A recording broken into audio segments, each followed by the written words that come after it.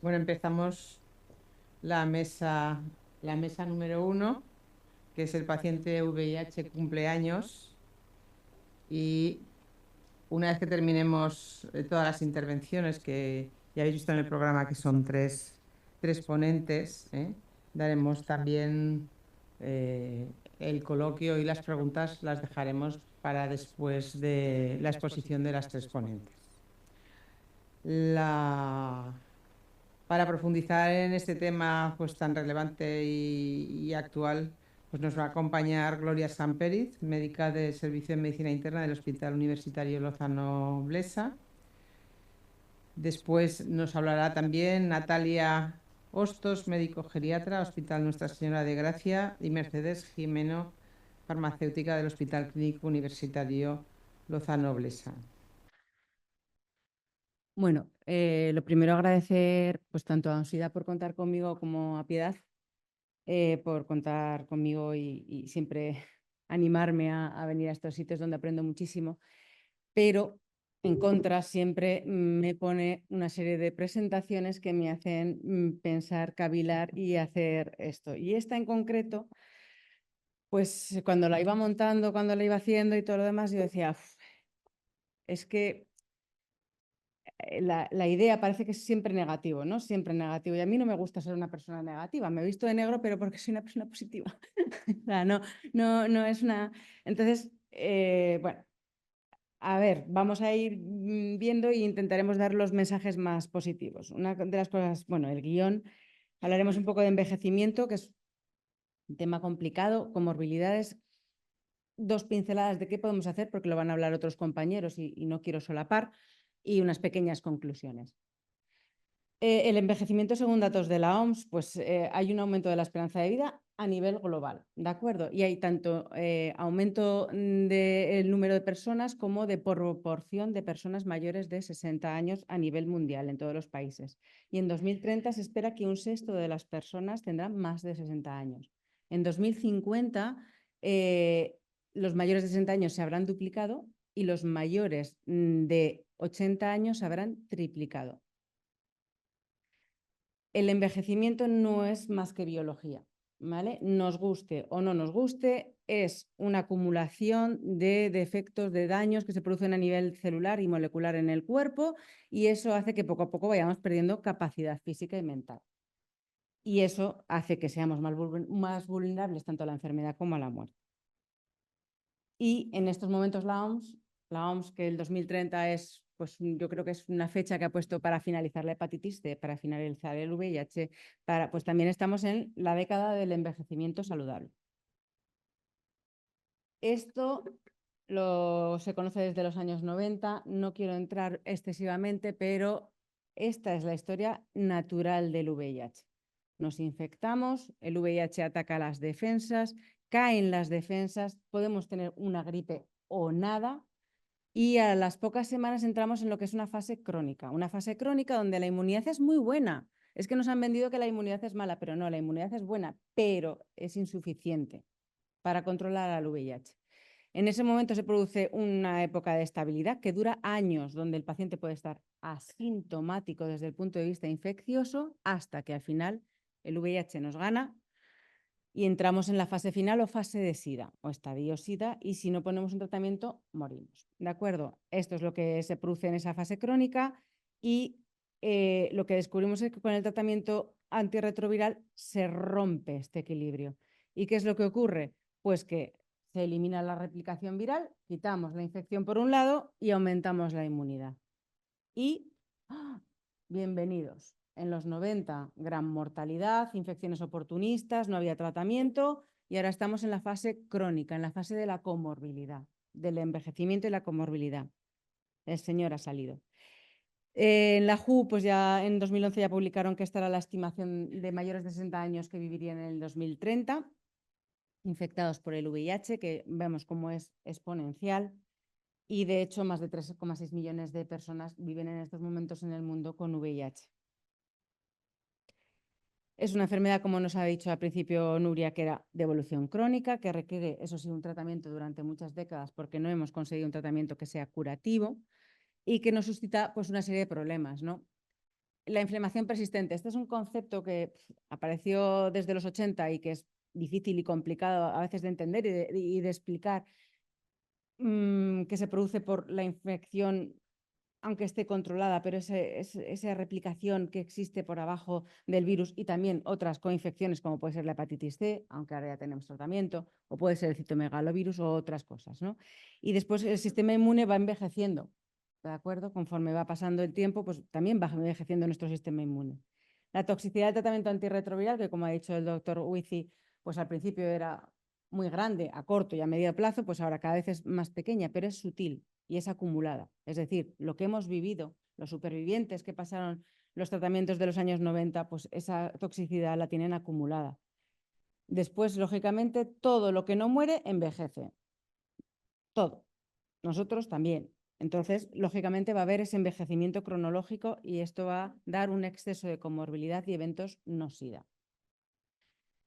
Ya en la década del 2010 se publicó esto de la cohorte de AD. Hay muchas cohortes. La verdad que es la enfermedad donde más se ha publicado, pero también porque el paciente VIH es el que más ha colaborado. Es decir, tenemos un mogollón de cohortes a nivel europeo y a nivel español que nos permiten hacer todos estos estudios. Y aquí ya se vio que la esperanza de vida en el VIH, si solamente teníamos VIH, era similar a la población general.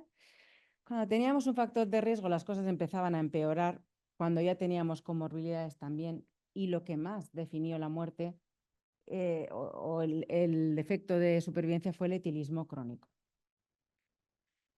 Esta es otra cohorte, la Kaiser permanente, donde comparan la supervivencia de no VIH contra no VIH y hay una diferencia. Pero mientras en los no VIH no ha aumentado, de hecho, desde el COVID ha disminuido un poco, en los VIH sí que va aumentando progresivamente y cada vez se va acercando más. Aún así hay una diferencia de 13 años con población general. Dentro de los mismos VIH, dependiendo de cuándo hemos empezado el tratamiento, de ahí la importancia del diagnóstico tardío o de empezar el tratamiento cuanto antes, pues hay hasta 8 años de diferencia dentro de las mismas personas que viven con VIH. ¿Qué es, ¿qué es lo que hace esta diferencia en la supervivencia? Pues el virus, la propia infección, aunque esté controlada, el diagnóstico tardío, la inflamación y la inmunosenescencia y el tratamiento. Estos son estudios, todo, que nos marcan como la esperanza de vida, si veis, dependiendo de con qué CD4 hemos empezado el tratamiento antirretroviral, varía hasta los 8 años que habíamos dicho. Pero no solamente morimos más, sino que si dejamos que nuestra inmunidad baje a niveles muy bajos, vamos a tener eventos no SIDA, ¿no? Hipertensión, colesterol, diabetes, también cáncer, enfermedades cardíacas. Y eso es la cohorte de AD y también otro estudio que era el Eurosida. Así que es muy importante disminuir el diagnóstico tardío e iniciar el tratamiento antirretroviral lo antes posible. Aparte del virus y el tratamiento antirretroviral, que una vez que está, pues hay que llevarlo lo mejor posible, hay una serie de factores que son sociales y del propio paciente que sí que son muy importantes que lleguemos a controlar. Hay mucho más incidencia de hipertensión, ¿vale?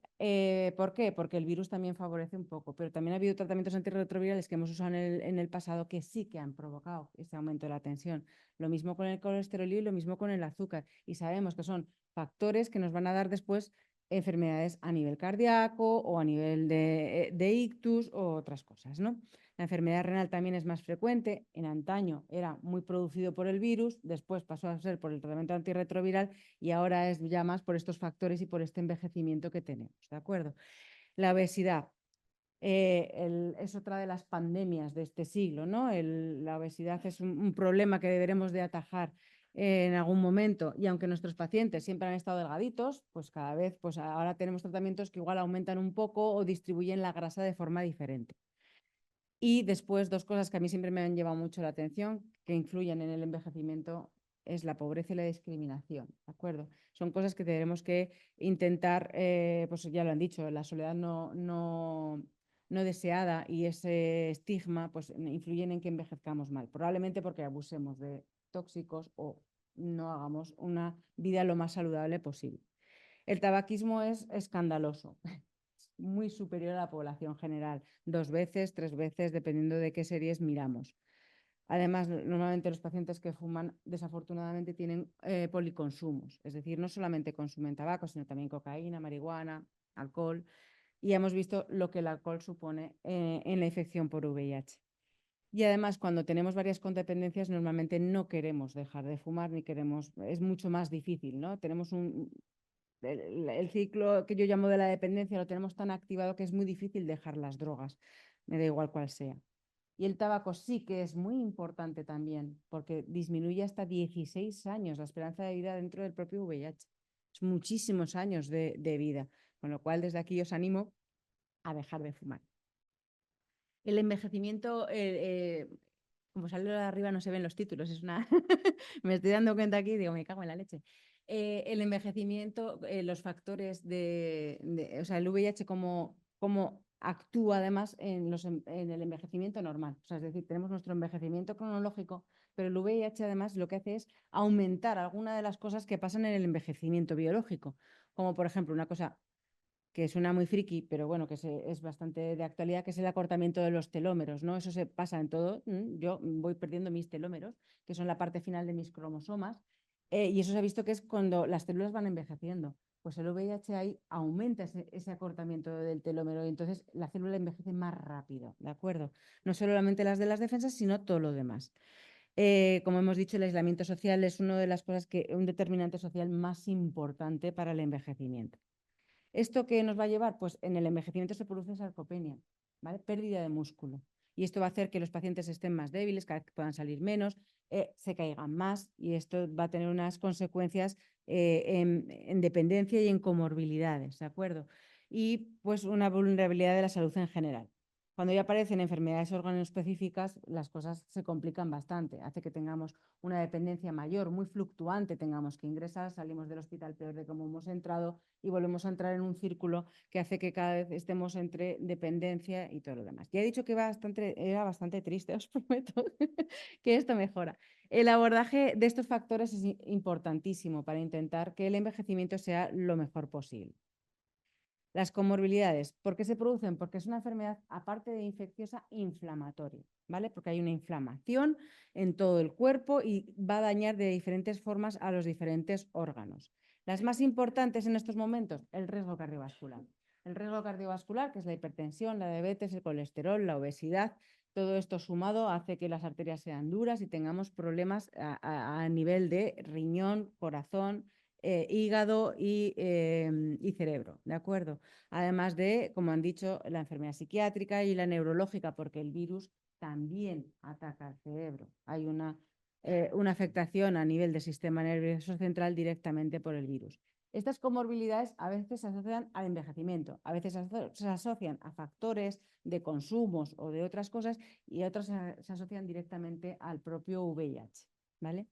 Lo que sí que es cierto que en 2030, esta es otra cohorte de los Países Bajos, la cohorte Atenea, dijo que el 84% de los pacientes esperaban que tuvieran 3 comorbilidades y que al menos el 28% tuviera al menos una comorbilidad. Y esto hace que las cosas pues, se nos compliquen. Esta es otra de las cohortes, las HIV, donde no solamente nos dicen que hay más comorbilidades, sino que el envejecimiento es un poco antes.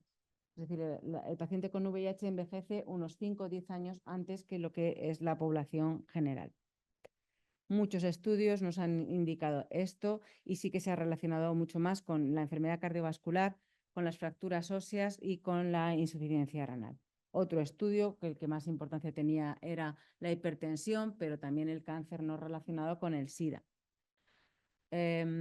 Este estudio que a mí me parecía significativo porque no solamente decía que teníamos más comorbilidad, sino que estaba relacionado con el tiempo con el que vivíamos con el VIH.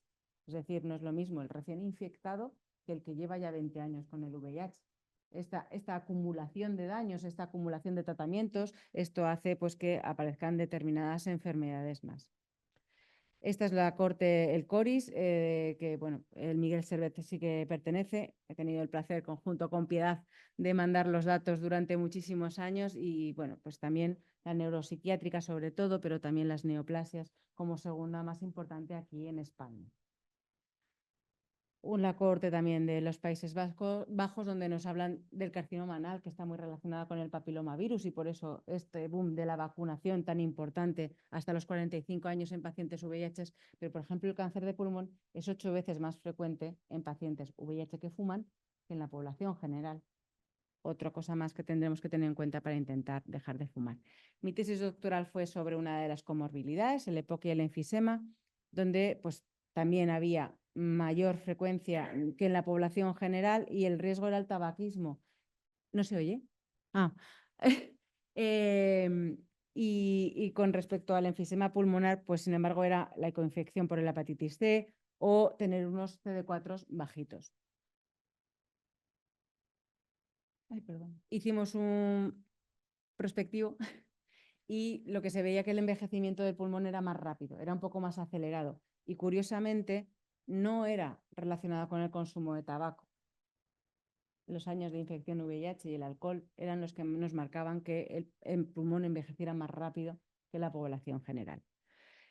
¿Esto a qué nos lleva? Pues que hay muchos más fármacos, ¿no? O sea, ahora ya tenemos los inyectables, me pongo la medicación inyectable del VIH cada 2 meses, pero me tomo una pastilla para el colesterol, otra para el azúcar, me voy pinchando esto para perder un poco de peso y realmente esto es lo que se está viendo, ¿no? Que empezamos a tener una polifarmacia y esto, pues lógicamente lleva una serie de costes asociados.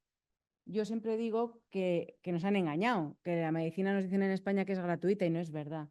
Todo lo que hacemos los médicos nos lo cobramos en la salud de los pacientes, ¿vale? Cualquier fármaco que yo pongo se va a cobrar algo en ti. Y vosotros, aparte del coste económico, que me parece muy bien, lógicamente, si tomo más pastillas, cuesto más a la sanidad y si voy más veces al hospital, costaré más a la sanidad. Pero también va a haber un coste que vais a pagar como usuarios. Perdón. ¿Qué podemos hacer? Pues con respecto al tratamiento antirretroviral, pues lógicamente, pues el inicio lo más precoz posible y que el esquema tenga los mínimos efectos metabólicos, es decir, que no provoque hipertensión, que no intentemos que no aumente más la dislipemia, que no cambie tanto la grasa corporal y sobre todo vigilar las interacciones como pacientes, muy importante. Me estoy tomando una cosa que me ha dicho la vecina, que es de herboristería, que eso no pasa nada para perder peso. Pues no, eso hay que contarlo, porque hay muchas hierbas y hay muchas cosas que también interfieren con el tratamiento antirretroviral. Y si el tratamiento antirretroviral no es el adecuado, pues tendremos más inflamación y tendremos más enfermedades. O sea que ojo con productos de gimnasio, ojo con herboristerías, ojo con suplementos que a veces tienen cosas por ahí por dentro que no sabemos muy bien qué son. Lo más importante sí que se ha visto que es esto y esto es lo más difícil de hacer, que es cambiar nuestro estilo de vida. Comer una dieta tipo mediterránea, a ser posible con poca sal, hacer ejercicio, no solamente el aeróbico que antes decíamos, con que vayas a andar es suficiente, no, ojo, importante también para esa sarcopenia que vamos produciendo cuando nos vamos haciendo mayores, al menos media hora, 2 veces a la semana, hago un ejercicio de fuerza para no perder esa musculatura. Dejar de fumar, pero también dejar de beber, súper importante. Y esto no tenemos ni tanta conciencia en España, porque también si leemos las guías de riesgo cardiovascular dicen que es bueno beber hasta 100 gramos de alcohol a la semana. Ojo, en los pacientes VIH igual no tanto. Entonces dices, no sé si vais a beber mucho, pero qué aburrimiento. Muy importante el colesterol, el azúcar y la tensión. Y lo que hemos dicho, Pachi, que me cuesta mucho llamarle wifi, Pachi ya nos ha dicho al principio, en OMSIDA, por ejemplo, hay muchísimas cosas, ¿no? Para intentar no estar solos, para intentar, es verdad que siempre se ha mantenido muy en secreto esta infección por pensar que nos iban a discriminar o por saber que nos iban a discriminar. Pues hay sitios donde tenemos que intentar hacer, pues eso, es mucho más fácil salir a andar si vas con alguien, o es mucho más fácil ir al gimnasio si alguien tira un poco más de ti, ¿no? 2 minutos. Pues 2 minutos, porque, vaya, no está la música. Vaya, era bonita. Porque yo, para mí lo más importante es que intentemos eso, hacer este ajuste en nuestra vida, ¿no? Entonces, saber que no hay nada imposible, ¿no? Y que nunca hay que rendirse, que esto, pues, dices, bueno, esto va a ser duro, pero que que hay que rodearse de un buen equipo, no solamente el médico, sino también fuera y intentar, pues eso, hacer todos los cambios. No, tampoco te... Si era simplemente por no hablar tanto rato yo. ¿Eh?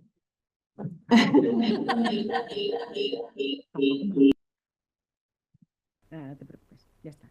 Es que, pero que sí que es muy importante, pues eso, ser feliz, ¿no? El tratamiento antirretroviral lo que nos ha permitido es poder vivir, ¿no? Y entonces, aunque pues esto haya que pagarlo, ¿no? Este sea el pago, pues envejecer, pues será, ya está, no te preocupes.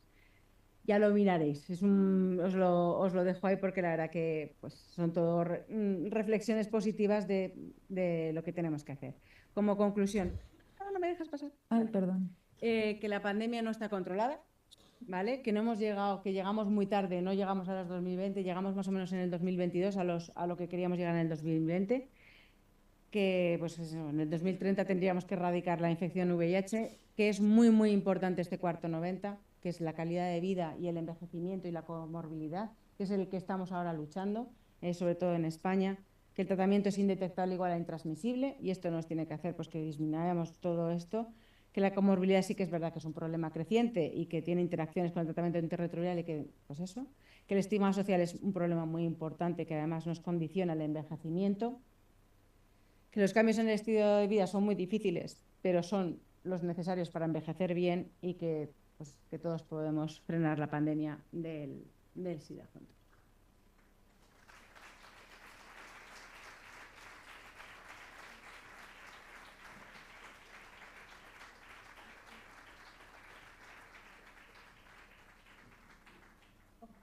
Que a mí es el que me introdujo en el SIDA y con el que pues, pusimos en marcha todo el TIP y todo lo demás y fue una persona muy importante.